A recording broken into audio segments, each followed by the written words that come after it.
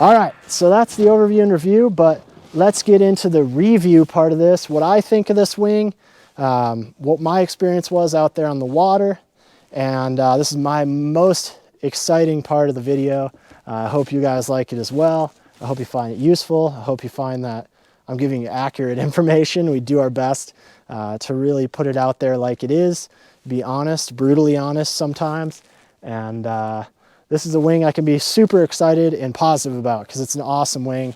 The new unit is such a huge improvement over the V1. The V1 I was, just kind of moderately excited by in the waves. It was super fun. Probably top 3 wave wings in 2021. But it was really just lackluster in every other aspect of winging. Didn't have a lot of power for light wind. Didn't have a lot of lift and grunt for jumping, for riding faster, or for riding smaller gear. Really didn't make your life easier as a new rider. And really all that stuff has been flipped over on its head for the 2022 V2 version here that's flying away on me. Since it's flying away, I should mention this wing is super light, especially for a Dacron wing. This thing is just feather light. It feels so well balanced, so intuitive in your hands with this new wing. And because of that, it has really phenomenal surf performance, especially in lighter winds or downwind, where things can get really challenging handling the wing. The unit is just so easy and intuitive. The hard handles, it's just so easy to find these blindly, to hold on to them. I found kind of putting your front hand up here while you're surfing, it's a really nice neutral position as an alternative to the front handle. The front handle is awesome, if you're just riding for a long time, especially if you have adequate wind, it's just kind of blowing through the sail, flagging out really nicely. But putting your hand right here in those more challenging conditions allows you to control the wing a bit more. There's more rigidity here. You can kind of lean the wing into the wind to help it fly. And you can put it right above your head where you get a full range of view of everything going on, on the wave and in front of you and what's going on without even having to move the wing around to change your viewpoint. So really amped on that. As I mentioned, the handles are really easy to find blindly. If you're transitioning from the front handle to this handle, or you're doing a transition quickly and you just need to grab that handle and go, grab that power, it's really easy to find in transition. And obviously in wave riding, you're doing a lot of transitioning from the leading edge and the front handle to a riding position with both handles, so it's really important. Additionally, the shape of this wing, the redesign of the shape and the design of this wing, it really improved for this year in a couple of areas. First off, it is very grunty, has a ton of lift. This wing, if you have adequate wind, you bring it, you pump it, you bring it up, that thing just lifts you right up onto foil. Tons of lift, and it makes it super easy for new riders to get out there and ride. It makes it really easy to just get up and go in those critical situations in the waves and current and chop. And it's awesome for riders riding smaller gear. So if you're riding a real small board or foil, you know how hard it is sometimes to just get up and go, especially in waves and current, without getting battered by all that chop and wave action. It's definitely nice to just be able to hit the gas button and go, rather than struggle through all of that. And this wing allows you to do that. I would also say it allows you to even size down a little bit, especially if you're riding, a lesser powered wing out there and not something real super powerful. You can definitely go a ½ meter smaller on the unit in my experience. It is a very compact wing. It's super stiff, and it's powerful. So you can really make up for that lack of low end range with some, excitable pumping and just getting going a little sooner. So I think that's a real positive thing for most people. Everybody loves to ride smaller wings. That means you can really expand your range up higher as well, with how high of winds you can ride and what kind of gusts you can handle. So really excited about that. I would also say that same grunt and lift really gives you a huge advantage in jumping. And believe it or not, designed as kind of a surfy wing, This thing is showing up on the tour, on the freestyle tour. All their freestyle riders are really favoring this wing lately for freestyle and jumping. And I do think that's because of that power, that grunt, that lift. You can really send some huge jumps on this. And I should mention, that's almost, a polarizing point between the slick wing and the unit wing. The slick wing is very fast. It creates a lot of momentum and speed out of its power. This wing creates a lot of grunt and lift. And it's a fast wing too, don't get me wrong. It's no slouch, but there's definitely more lift there and loft.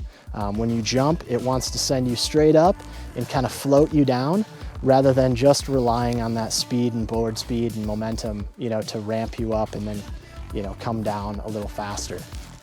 So I think a lot of the people are really liking it for freestyle because of that. So usually it's such a crazy thing. You got this polar opposite, surfing and jumping. A lot of times the designs are different, really different for those two, and it's really difficult to cross over between those two styles of riding, but I'm here to tell you the unit does it really well. So, nitpicks on the features and benefits. As I mentioned in the review, or the overview I should say, the Duotone valve really isn't my favorite. It's kind of finicky. If you overturn it, you can break the valve. So just be a little bit careful with this valve.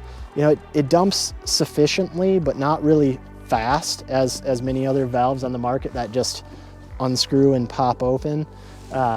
So it's nice that they include, these dump valves on the wingtip and on the strut, because if you had to push it all through the hose and then through this valve, it'd be a real bummer. Every time you pack up, it'd really take quite a bit longer.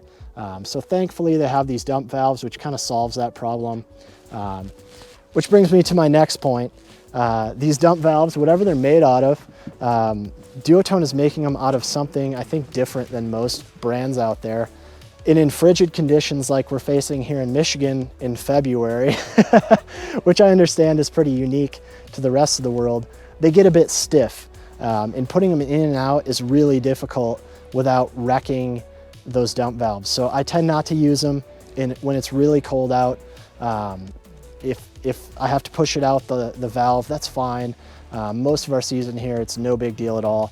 But when the temperatures are below 0 Celsius here, it definitely tends to be a lot harder to use, and you end up kind of ripping the tab off when you go to try to pull them off at the end of the session. So it's best to just leave them plugged in if it's real cold and not do that. So hopefully that helps you guys. In terms of the construction of this wing, I have zero complaints. It is beautiful. The stitching is a work of art, as you'd expect from Duotone. Their material choices are on point. It is stiff, it is solid, it is light, and it's really something special to try out and to own. So really happy about how this wing has come out. I would say it's kind of gunning for those F1 strike people. That's another wing that's been phenomenal in terms of power and surfability and crossover to freestyle riding. So if you're kind of on the fence with an F1 strike for whatever reason and you're looking for something similar, this would be an awesome option. I think a lot of people are going to be really amped on these new handles, these kind of boom style handles, I'm going to call them, because they're not soft, they're not droopy, they're very solid and responsive, and there's definitely a contingent of people that prefer a hard boom over a soft loop. Now I can kind of either go either way, but one thing I would say is that these handles are very responsive and rigid. I mean, every movement you make, it goes straight into the wing, whereas loops, that's not really the case.